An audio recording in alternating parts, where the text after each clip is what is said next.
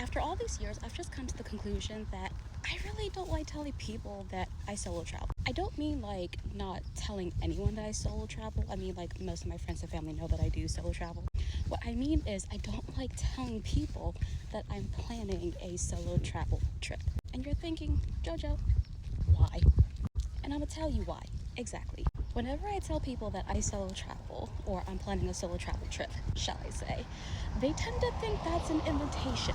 Like, they genuinely think that, like, I'm inviting them on a trip. And I'll be like, oh, yeah, I'm just thinking about, like maybe doing like a solo trip to Colombia next year, maybe to Orlando, Colorado, maybe even Puerto Rico. And then they'll be like, oh, sweet, that's awesome. Like, I was thinking, yeah, maybe I could go to Puerto Rico one day too. And if you're going, then I might as well go too. And then I have to be like the awkward one, like, no, no, no, no, no. And then I have to like explain to them why I just prefer to solo travel and why that particular trip I want to solo travel.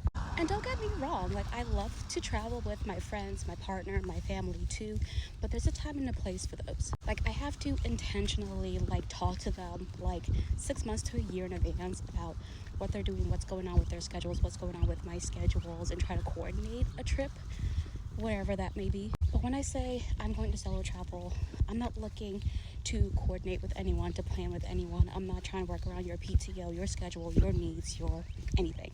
And that's not to say that I won't ever travel with you. Like, I will, eventually. But just for that particular trip, I just really want to solo travel my way, go wherever I want to go, do whatever I want to do.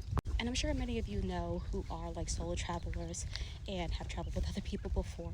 When you travel with other people, you definitely have to have really good communication, coordination skills, and learn to compromise. Because unfortunately, a lot of people that you have in your life might not travel in the same style that you like to travel. Like, I have some friends that are down for like hiking and whatnot, and I have some friends that are not about that life.